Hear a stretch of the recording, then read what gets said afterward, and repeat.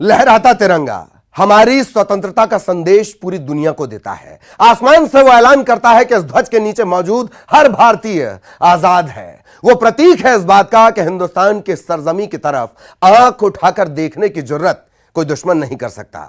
तो आज आजादी की 75वीं वर्षगांठ के मौके पर जब हम अमृत महोत्सव मना रहे हैं, अपने तिरंगे को करीब से जानना जरूरी है। यह जानना जरूरी है कि सिर्फ 75 साल नहीं, बल्कि तिरंगे का इतिहास कहीं ज्यादा पुराना है।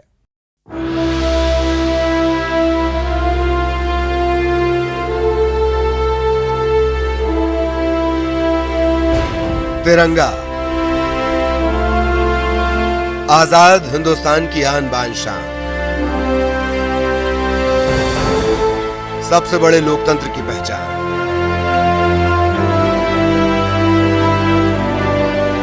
भारत की आजादी की लड़ाई का गवाह और अंग्रेजों के खिलाफ आंदोलन का प्रतीक रहा है तिरंगा।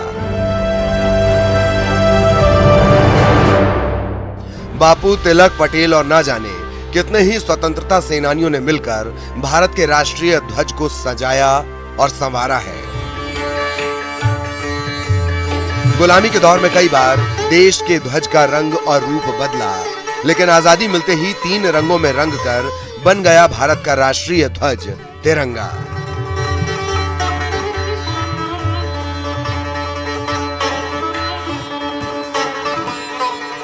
तिरंगे के नेशनल फ्लैग बनने का सफर बहुत लंबा रहा है। इस यात्रा में आजादी के प्रतीक ध्वज ने आंदोलन को एक नई मंजिल दी। तो चलिए चलते हैं इतिहास में और गवाह बनते हैं तिरंगे की यात्रा के।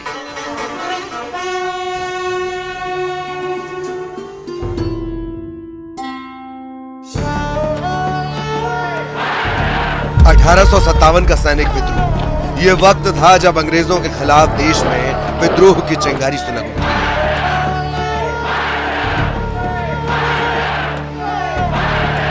इस आंदोलन के दौरान एक झंडे की जरूरत महसूस हुई ताकि आजादी के आंदोलन में पूरा देश एक आंदोलन के प्रतीक, एक ध्वज के साथ खड़ा हो।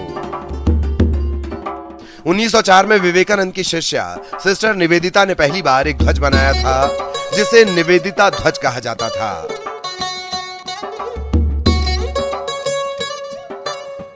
सिस्टर निवेदिता को बौद्ध गया से ध्वज बनाने का आइडिया आया। उन्होंने वहीं वज्र का चिन्ह देखा था। वज्र को शक्ति का प्रतीक माना जाता है। सिस्टर निवेदिता ने लाल रंग का एक झंडा बनाया। इसके किनारों पर 101 दीप बनाए गए और बीच में वज्र था। इस झंडे पर वंदे मातरम लिखा था।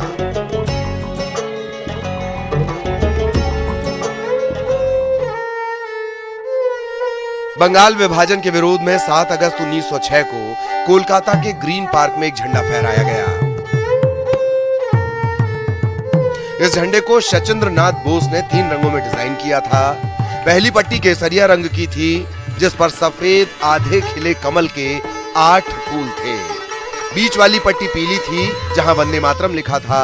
नीचे एक हरी पट्टी थी।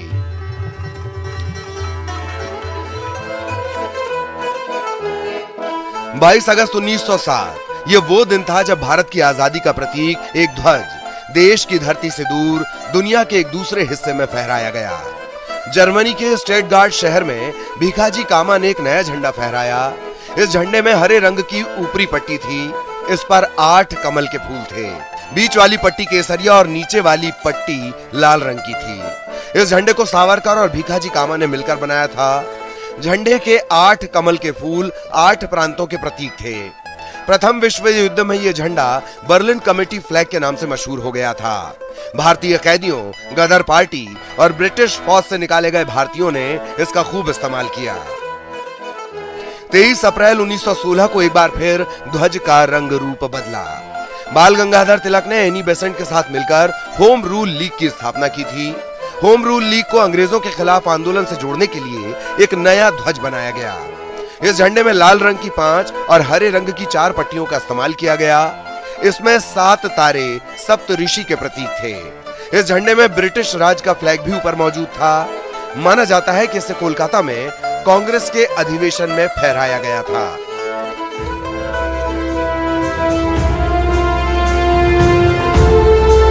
अब तक एक आजादी की लड़ाई और आंदोलन के प्रतीक ध्वज की एक लंबी यात्रा पूरी हो चुकी थी। लेकिन अब वो वक्त आ गया था जब तिरंगा अपने मौजूदा स्वरूप को हासिल करने की आखिरी यात्रा शुरू करने वाला था।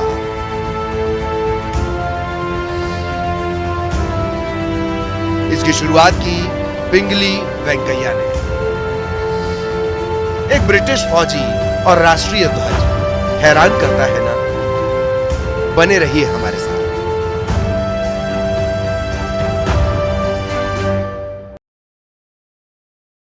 किसी भी देश की पहचान उसके राष्ट्रीय प्रतीक यानी राष्ट्र ध्वज के आधार पर होती है। आज भी जब हम भारत और उसकी आजादी के विषय में सोचते हैं तो हमारे मन में तिरंगे का ही ख्याल आता है। हमारा राष्ट्र ध्वज अन्य देशों की भांति बेहद अलग और अनोखा है, लेकिन क्या आपने कभी सोचा है कि तिरंगे को डिजाइन करने का क्रेडिट किसे जाता है? वो महान शख्सियत है पिंगली वेंकैया, जिन्होंने भारत के राष्ट्रीय ध्वज को डिजाइन किया था। 2 अगस्त 1876 को उनका जन्म हुआ था। पिंगली वेंकैया की उम्र 19 साल थी तब वो ब्रिटिश आर्मी से जुड़े और अफ्रीका में एंग्लो बोयर जंग में हिस्सा लिया। वहां पिंगली महात्मा गांधी से मिले। 1916 में पिंगली वेंकैया ने एक ऐसे झंडे के बारे में सोचा जो सभी भारतवासियों को एक धागे में पिरो कर रखे। उनकी इस पहल को एस.बी. बोमांजी और उमर सुमांजी का साथ मिला। इन तीनों ने मिलकर नेशनल फ्लैग मिशन की स्थापना की। In the midst of darkness, light persists.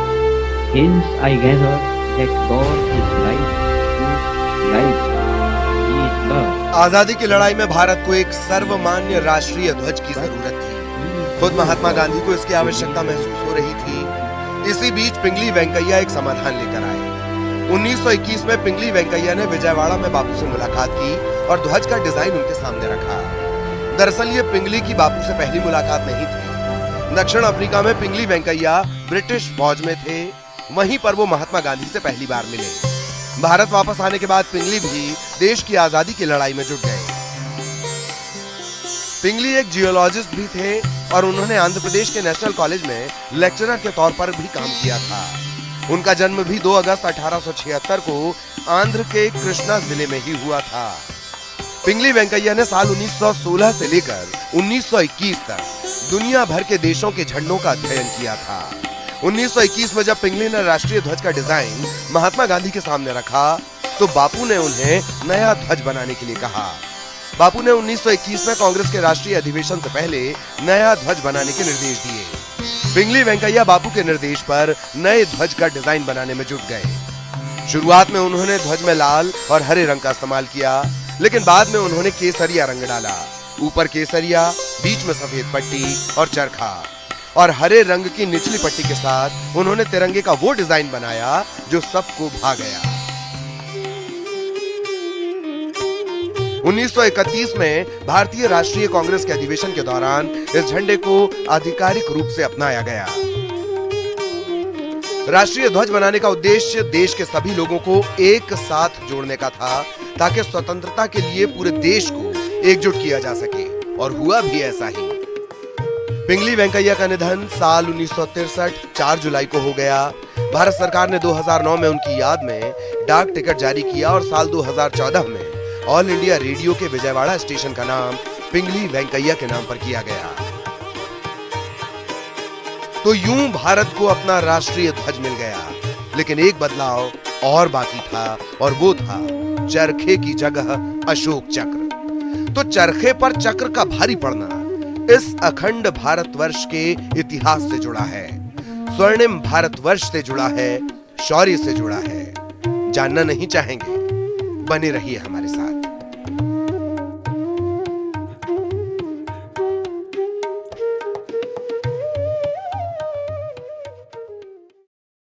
1947 में डॉक्टर राजेंद्र प्रसाद की अध्यक्षता में एक कमेटी बनाई गई। इस कमेटी को भारत का पहला राष्ट्रीय ध्वज तय करना था। कमेटी ने भारतीय नेशनल कांग्रेस के झंडे में कुछ बदलाव करके इसे राष्ट्रीय ध्वज के रूप में अपनाने की बात कही थी। इस तरह 1931 में बने इस झंडे के बदले रूप को 22 जुलाई 1947 को अपना लिया गया। इस झंडे में चरखे की जगह अशोक चक्र ने ले ली। 300 ईसा पूर्व में सम्राट अशोक ने जब पूरे भारत को एक करने की कोशिश की तो उन्होंने इसका इस्तेमाल किया था। मौर्य साम्राज्य के स्तंभों में भी यह धर्म चक्र दिखाई देता है।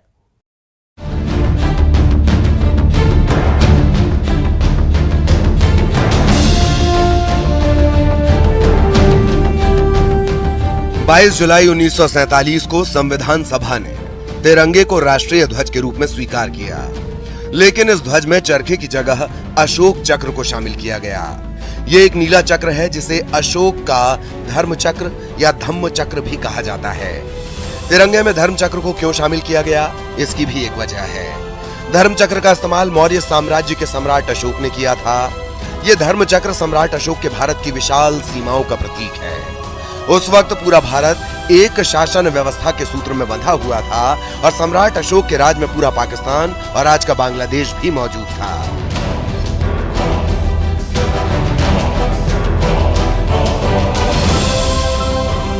बहुत सारे लोग ये भी सवाल पूछते हैं कि आखिर तिरंगे में चरखे को क्यों हटाया गया। तो इसके दो बड़े कारण थे। पहला कारण यह था कि तिरंगे पर चरखा होने से ये पीछे से उल्टा दिखता था। दूसरा कारण यह था कि चरखा भारत के गांवों की आत्मनिर्भरता को दर्शाता था, जबकि नेहरू देश में बड़े बड़े उद्योग स्थापित करना चाहते थे। इसीलिए उनका मानना था कि इस पर अशोक चक्र होना चाहिए।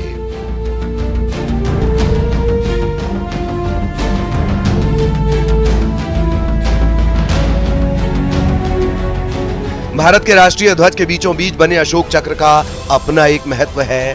भारतीय राष्ट्रीय ध्वज में 3 रंग की क्षैतिज पट्टियां हैं। इसमें सबसे ऊपर केसरिया, बीच में सफेद और नीचे गहरे हरे रंग की पट्टी, और ये तीनों समानुपात में हैं। इसके बीचों बीच गहरे नीले रंग का एक चक्र है। ये चक्र सारनाथ के शेर स्तंभ पर बना हुआ है। इसका व्यास लगभग सफेद पट्टी की चौड़ाई के बराबर होता है और इसमें 24 तीलियां हैं।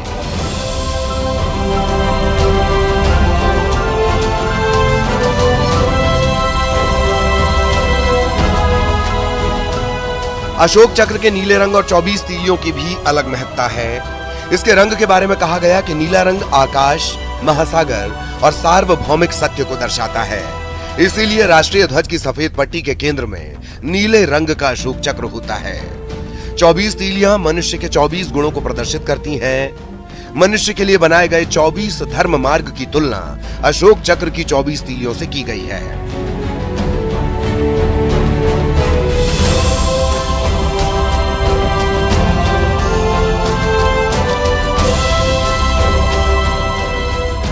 आखिरकार भारत को अपना राष्ट्रीय ध्वज मिल गया।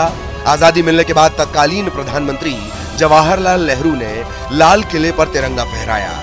इस तिरंगे को दिल्ली से करीब 70 किलोमीटर दूर मेरठ से मंगवाया गया था। लेकिन आखिर मेरठ से ही क्यों तिरंगा मंगवाया गया, इसके पीछे भी एक कहानी है जो हर भारतीय के लिए जाननी जरूरी है, क्योंकि सवाल आपके गौरव का है। बने रहिए हमारे साथ।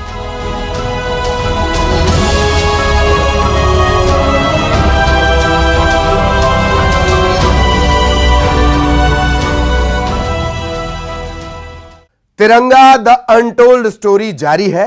फिलहाल ब्रेक की बारी है।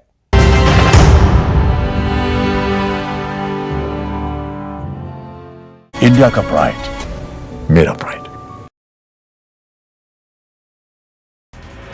भारतीय एथलीटों का 61 मेडल पर कब्जा करने पर बोले पीएम, आपसे मुलाकात कर हो रही गर्व की अनुभूति, आपकी उपलब्धियों पर पूरे देश को गर्व। कॉमनवेल्थ गेम्स में भाग लेने वाले भारतीय दल के खिलाड़ियों ने की मुलाकात। केंद्रीय खेल मंत्री अनुराग ठाकुर और खेल राज्य मंत्री निशित प्रामाणिक से मिला दल। मंत्री ने सबको दी बधाई और शुभकामनाएं। आज से हर घर तिरंगा अभियान का आगाज। 15 अगस्त तक हर घर में लहराया जाएगा देश का झंडा। गृहमंत्री अमित शाह ने भी पत्नी के साथ अपने आवास पर फहराया राष्ट्रीय ध्वज। आज हर घर तिरंगा अभियान की शुरुआत सीएम शिवराज ने भोपाल के जुमेराती पोस्ट ऑफिस में तिरंगा फहराकर किया शुभारंभ। मध्य प्रदेश में 13 से 15 अगस्त तक 1.51 करोड़ तिरंगा फहराने का लक्ष्य। भोपाल में चिकित्सा शिक्षा मंत्री विश्वास सारंग ने निकाली तिरंगा यात्रा। 75 किलोमीटर लंबी यात्रा पर हजारों युवा तिरंगे के साथ बाइक पर निकले। बड़े तालाब पर 75 बोट की निकाली जाएगी तिरंगा जल यात्रा। इंदौर के संघ कार्यालय पहुंचे कांग्रेसी, भेंट किया तिरंगा। संघ कार्यालय में मौजूद लोगों ने सम्मान स्वीकार किया तिरंगा। संघ की ओर से कांग्रेस पदाधिकारियों को भेंट की गई दीपक और पुस्तकें। जबलपुर में सैकड़ों मुस्लिम भाइयों की टोली ने निकाली तिरंगा यात्रा। तिरंगा झंडा थामे शहर के सड़कों पर निकले। वंदे मातरम और भारत माता की जय के नारों के साथ निकाली तिरंगा यात्रा। टीकमगढ़ में तिरंगा यात्रा में केंद्रीय मंत्री वीरेंद्र खटीक राष्ट्रभक्ति गीतों पर जमकर थिरके। तिरंगा यात्रा में प्रशासनिक अधिकारी और स्कूली बच्चे भी शामिल रहे। शाहजहांपुर में पुलिस लाइन में 75 फीट ऊंचे विशाल तिरंगे का किया गया ध्वजारोहण। शहीद स्मारक पर कलेक्टर और एसपी हुए शामिल। स्कूली बच्चों और पुलिस जवानों ने बैंड की धुन पर दी तिरंगे को सलामी। राज्यपाल का निवास राजभवन घूम सकेंगे आम लोग। स्वतंत्रता दिवस के मौके पर 13, 14 और 16 अगस्त आम लोगों के लिए खुला रहेगा राजभवन। शाम 4 बजे से रात 9 बजे तक रहेगा समय। भोपाल के बैरसिया तहसील में बन रहे अमृत सरोवर का सीएम करेंगे उद्घाटन। 15 अगस्त को सरोवर पर करेंगे झंडा वंदन। कलेक्टर और आईजी ने ट्रैक्टर पर बैठकर किया कार्यक्रम स्थल का मुआयना। उज्जैन महाकाल मंदिर में हंगामे के बाद बीजेपी संगठन सख्त। बीजेवाईएम कार्यकर्ताओं पर एक्शन। तो अध्यक्ष समेत 18 पदाधिकारियों और कार्यकर्ताओं का पद से हटाया। सीएम शिवराज मंत्रालय में कर रहे बैठक। वल्लभ भवन स्थित सिचुएशन रूम में धार के कारम डैम की रेस्क्यू ऑपरेशन की ले रहे जानकारी। मंत्रालय से कर रहे मॉनिटरिंग। मंडला में उफान पर नर्मदा नदी का छोटा रपटा पुल डूबा। खतरे के निशान से 2 फीट ऊपर पानी। नदी के आसपास लोगों का जमावड़ा। मौके पर होमगार्ड की टीम मौजूद। सतना में मूसलाधार बारिश ने आपदा प्रबंधन की तैयारियों की खोली पोल। जगह जगह जल भराव और सड़कों पर जमा। निगम आयुक्त और जिला कलेक्टर ने जल भराव का किया निरीक्षण। शिवपुरी के कोलारस में सिंध और गुंजारी नदी के बीच टापू पर 2 युवक फंसे। दोनों करीब 6 घंटे तक फंसे रहे। रात करीब 9:30 बजे एसडीआरएफ की टीम ने रेस्क्यू कर टापू से निकाला। मध्य प्रदेश के डिंडोरी जिले में लगातार हो रही बारिश से नदी में उफान। नर्मदा तट पर बने कई मंदिर पानी में डूबे। बैतूल में मांडू नदी में उफान। कई जगहों पर सड़कों पर बह रहा पानी। लोगों को हो रही है परेशानी। मंदसौर में जेसीबी से लोगों को नदी कराई गई पार। बारिश के बाद शिवना नदी का बढ़ा जलस्तर। गुना में लगातार बारिश से बढ़ा पार्वती नदी का जलस्तर। प्रशासन ने निचले इलाके में रहने वाले लोगों को किया अलर्ट। ग्वालियर में 75 साल की बुजुर्ग सास की बहू कर रही पिटाई। बहू पर प्रॉपर्टी को अपने नाम कराने की कोशिश का आरोप। आए दिन सास के साथ मारपीट का वीडियो जारी। बहू पर मामला दर्ज। जबलपुर में सोशल मीडिया में एक नाबालिग बच्चे की पिटाई का वीडियो वायरल। वीडियो रांझी थाना क्षेत्र के मस्ताना चौक का। वीडियो में 10 साल के बच्चे को बाइक और स्कूटी से आए 3 लोगों ने रोका और की मारपीट। टीकमगढ़ में जतारा थाना क्षेत्र में बीच सड़क पर 2 लोगों के बीच मारपीट। घटना सीसीटीवी कैमरे में कैद। दुकान लगाने को लेकर दोनों में विवाद। दोनों पक्षों पर मामला दर्ज। मालू दौरे पर सीएम भूपेश बघेल विश्व आदिवासी दिवस कार्यक्रम में हुए शामिल। गुरूर के कोलिहामार गांव में कार्यक्रम आयोजित। बलरामपुर में ध्वजारोहण को लेकर तैयारियां तेज। पुलिस अधीक्षक और कलेक्टर ने परेड का किया निरीक्षण। ली सलामी। 15 अगस्त के मुख्य अतिथि के रूप में शामिल होंगे संसदीय सचिव चिंतामणि महाराज। रायपुर में स्वतंत्रता दिवस की फुल ड्रेस रिहर्सल। संयुक्त परेड में 12 प्लाटून शामिल। पुलिस के आला अफसर रहे मौजूद। इस बार भी नहीं होगा सांस्कृतिक कार्यक्रम। अमृत महोत्सव पर बीजेपी हर घर तिरंगा अभियान के तहत राजधानी रायपुर के तेलीबांधा तालाब से शास्त्री चौक तक यात्रा का आयोजन। अभियान में पूर्व सैनिक भी हुए शामिल। ब्रेक के बाद आपका स्वागत है। आजाद भारत का पहला तिरंगा पंडित जवाहरलाल नेहरू ने दिल्ली के लाल किले पर फहराकर सलामी दी। लाल किले के ललाट पर फहराए गए उस तिरंगे को देश की क्रांति धरा यानी मेरठ में बनाया गया था। खादी का तिरंगा ध्वज रातों रात मेरठ के गांधी आश्रम में नत्थे सिंह ने सिला था। तिरंगे की रूपरेखा भले ही स्वतंत्रता संग्राम सेनानी पिंगली वेंकैया ने तैयार की थी, लेकिन आजाद भारत को पहला राष्ट्रध्वज अपने हाथों से तैयार करने वाले शख्स नत्थे सिंह थे। खास बात यह कि लाल किले पर जो तिरंगा जवाहरलाल नेहरू ने फहराया था उसे लालटेन की रोशनी में सिला गया, क्योंकि काम रातों रात हुआ था और तब बिजली नहीं थी।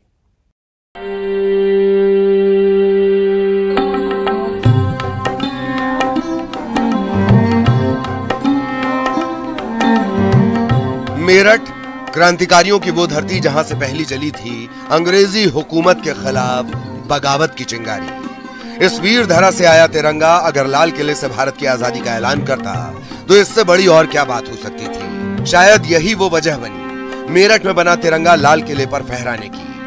75 साल पहले पंडित जवाहरलाल नेहरू ने दिल्ली के लाल किले पर तिरंगा झंडा फहराकर सलामी दी। कम लोग इस हकीकत से वाकिफ हैं कि लाल किले के ललाट पर सजा वो तिरंगा मेरठ में रातों रात सिला गया था।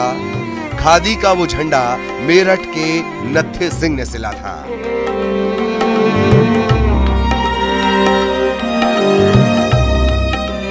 मेरठ के नत्थे सिंह तब क्षेत्रीय गांधी आश्रम में क्रांतिकारियों के झंडे, खादी की टोपी, कपड़े और अन्य चीजें सिलते थे। इसी बीच उन्हें तिरंगा सिलने का निर्देश मिला, वो तिरंगा जो लाल किले की प्राचीर पर फहराया जाना था, आजाद भारत का पहला ध्वज।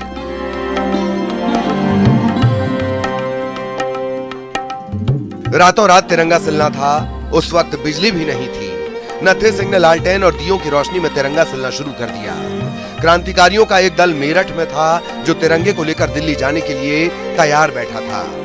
नत्थे सिंह की अगुवाई में कारीगरों ने रातों रात तिरंगा तैयार कर पूरे सम्मान के साथ उसे मलमल के कपड़े में लपेटकर लकड़ी के नए बक्से में रखकर दिल्ली भेजा। ये हमें 3 पीढ़ी हो गई है। पहले हमारे ताऊ जी थे, वो ठेकेदार थे गांधी आश्रम में। फिर जो पिताजी हमारे, सिलाई का काम पिताजी का था, तो उसके 1947 से पहले ही झंडा बना रहे हैं। और उसके बाद से अभी तक झंडा हम ही बना रहे हैं। यानी कि पहला झंडा हमारे पिताजी ने बनाया था, और उसके बाद जो है अब मैं बना रहा हूँ। मेरे को भी कोई 42 साल हो चुके हैं। जब उस टाइम काम आया था तो उस टाइम बिजली तो थी नहीं, मिट्टी के तेल की लालटेन से ही, लालटेन की रोशनी से ही झंडा बनाया था। अच्छा, पहला झंडा जो हाँ जी, लालटेन की रोशनी से ही। जी। ओके। जब लाइट तो थी नहीं उस टाइम तो। यही इसी मकान में? हाँ जी, इसी मकान में। मेरठ में नत्थे सिंह का बनाया वही तिरंगा तत्कालीन प्रधानमंत्री जवाहरलाल नेहरू ने लाल किले की प्राचीर से फहराया। नत्थे सिंह का जन्म 1925 में मेरठ में हुआ था। आज भी उनका परिवार तिरंगा सिलता है। 3 पीढ़ियों से तिरंगे की सिलाई कर रहे इस परिवार के जहन में पहले तिरंगे की याद ताजा है। नत्थे सिंह के परिवार को गर्व है कि पहला तिरंगा यहीं से दिल्ली गया। जी, बहुत ज़्यादा फक्र होता है। हमारे ससुर भी यही काम करते हैं, मेरे हस्बैंड भी यही काम करते हैं। अच्छा। जी, बहुत अच्छा लगता है। पूरे रात दिन यही काम चलता है, तो हमें तो अच्छा लगता है। मेहनत करते हैं, ये है, खुशी होती है, बहुत ज़्यादा खुशी होती है। हमारे घर से ये काम शुरू हुआ और हम शुरू से यही कर रहे हैं और यही करते रहेंगे। बहुत प्राउड फील होता है, क्योंकि दादाजी ने भी यही काम कराया, अब पापा भी यही काम कर रहे हैं। हम भी हेल्प कराते हैं जो हमसे हो पाता है, क्योंकि वो हमारी पढ़ाई भी है। जितना हम हेल्प हो पाता है वो कर पाते हैं। धागे काटना, इस टाइप से कुछ काम हेल्प कर सकते हैं। मेरठ की तंग गलियों में अपने घर के एक कमरे में नत्थे सिंह के बेटे रमेश पिछले 42 सालों से तिरंगा बना रहे हैं। यहाँ बना तिरंगा क्षेत्रीय गांधी आश्रम समेत कई जगहों पर भेजा जाता है, लेकिन अब लाल किले पर जो तिरंगा फहराया जाता है वो यहाँ से नहीं बल्कि कर्नाटक के हुबली से आता है। हुबली पहुंचकर तिरंगा न सिर्फ भारतीय अस्मिता का प्रतीक बन गया, बल्कि पूरे संवैधानिक अधिकार हासिल कर लिए, जिनका पूरी प्रतिबद्धता के साथ पालन करना होता है। बने रहिए हमारे साथ।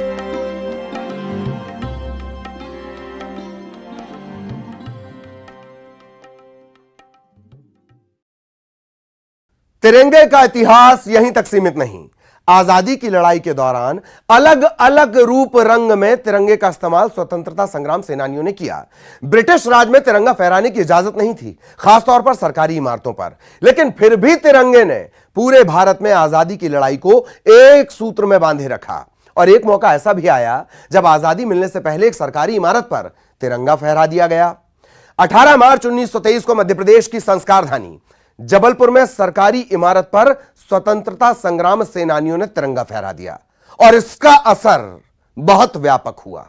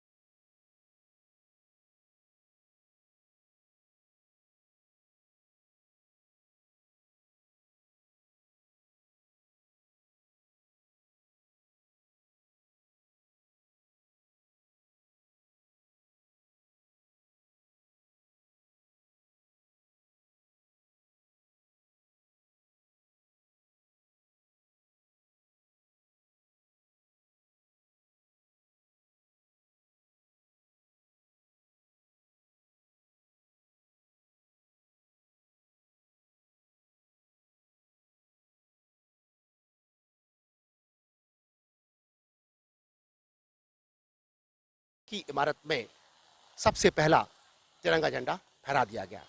ये बात बड़ी विस्फोटक हुई क्योंकि जबलपुर कमिश्नर ही था और यहाँ का कमिश्नर अल्फ्रेड स्लोकॉक और यहाँ का जो डिप्टी कमिश्नर था हैमिल्टन, इन लोगों के तो कान खड़े हो गए और चारों तरफ ये बात फैल गई कि पूरे भारतवर्ष में जबलपुर में एक शासकीय इमारत पर तिरंगा झंडा फहरा दिया गया। ये खबर दिल्ली और वहां से होते हुए लंदन पहुंच गई। ब्रिटिश पार्लियामेंट में हड़कंप मच गया और फिर एक फैसला लिया गया कि अब भारत की किसी भी सरकारी या अर्ध सरकारी इमारत पर तिरंगा नहीं फहराया जा सकेगा। लेकिन इस घटना ने एक नए आंदोलन को हवा दी। कांग्रेस नेताओं की एक समिति मार्च 1923 में फिर जबलपुर आई और 18 मार्च 1923 को एक बार फिर सरकारी इमारत पर झंडा फहराया गया। मैं बता रहा हूं मार्च 1923 यहां जबलपुर में किस प्रकार के रचनात्मक आंदोलन चल रहे हैं, इसके लिए एक समिति गठित की गई जिसमें डॉक्टर राजेंद्र प्रसाद जी, जमनालाल बजाज जी, देवदास गांधी जी और चक्रवर्ती राजगोपालाचारी आए यहां पर। एक बात बता दूं कि 1922 में स्वायत्त शासन अधिनियम पारित हो गया था और जबलपुर में म्युनिसिपैलिटी के अध्यक्ष कंचेदी लाल जैन बन गए थे। अर्थात अब जो स्वायत्त शासन है ना, ऑटोनॉमी जो थी वो लोकल सेल्फ गवर्नमेंट यहां बन गई। अंग्रेजी सरकार की इमारत में तिरंगा फहराना अंग्रेजों को इतना नागवार गुजरा कि उन्होंने प्रदर्शन कर रहे लोगों पर लाठियां बरसानी शुरू कर दी। सैकड़ों की संख्या में लोग घायल हो गए, लेकिन इस खबर ने तिरंगा फहराने का जोश और बढ़ा दिया। और वो अभूतपूर्व दिन था। 350 जो है यहाँ पर स्वतंत्रता संग्राम सेनानी पहुंचे और एक यहाँ पर नाटक रचा गया क्योंकि बम्बा वाले बिल्कुल अलर्ट मोड में था, इसलिए तपस्वी सुंदरलाल ने उससे बहस करना शुरू की और उसने कहा कि जब हमारी स्थानीय यहाँ पर सरकार गठित हो चुकी है तो हमको इस इमारत पर जो है झंडा फहराने दिया जाए। बम्बा वाले का कहना था कि यूनियन जैक भी फहराएं और आप साथ में तिरंगा झंडा भी फहराएं। कंचेदी लाल जैन जी ने मना कर दिया कि नहीं, ऐसा नहीं होगा, हम जो है तिरंगा झंडा ही यहाँ पर फहराएंगे। इस बहस का फायदा उठाते हुए उस्ताद प्रेमचंद जी ने, सीताराम जाधव जी ने, खुशहाल चंद जैन जी ने, परमानंद जैन जी ने इसका लाभ उठाया और जल्दी से तेजी से जो है तिरंगा झंडा लेकर चढ़े और वो आप जो शिखर देख रहे हैं उस शिखर पर उन्होंने एक छड़ी के साथ उसको फहरा दिया। जबलपुर में हुई इस ऐतिहासिक घटना के बाद झंडा सत्याग्रह की शुरुआत हो गई। तय किया गया कि 18 जून को झंडा सत्याग्रह दिवस मनाया जाएगा। झंडा सत्याग्रह के दौरान आंदोलनकारियों और ब्रिटिश हुकूमत में एक समझौता हुआ। इस समझौते के तहत स्थानीय निकायों में झंडा फहराने की सहमति बन गई। ठहरिए जरा, देश के दिल का जंग आजादी के साथ साथ तिरंगे से बहुत गहरा रिश्ता है। कर्नाटक के बाद मध्य प्रदेश वो जगह है जहां बनता है मानक तिरंगा। उसके बारे में जानते हैं आप, बने रहिए हमारे साथ।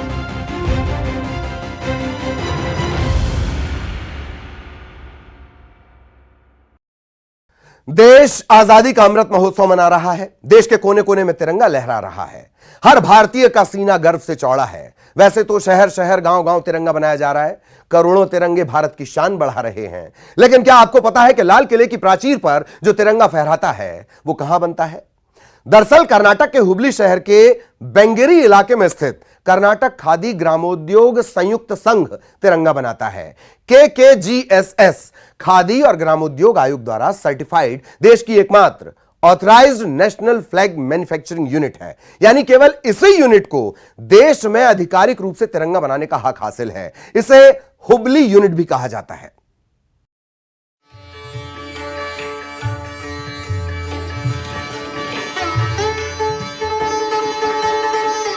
लाल किले की प्राचीर पर जो तिरंगा लहराता है उसे बनाने का जिम्मा कर्नाटक के हुबली में कर्नाटक खादी ग्रामोद्योग संयुक्त संघ के पास है। इस संघ की शुरुआत नवंबर 1957 में हुई थी और 1982 से इसने खादी बनाना शुरू किया। 2005-6 में इसे ब्यूरो ऑफ इंडियन स्टैंडर्ड्स ने सर्टिफिकेशन दिया और इसने तिरंगा बनाना शुरू कर दिया।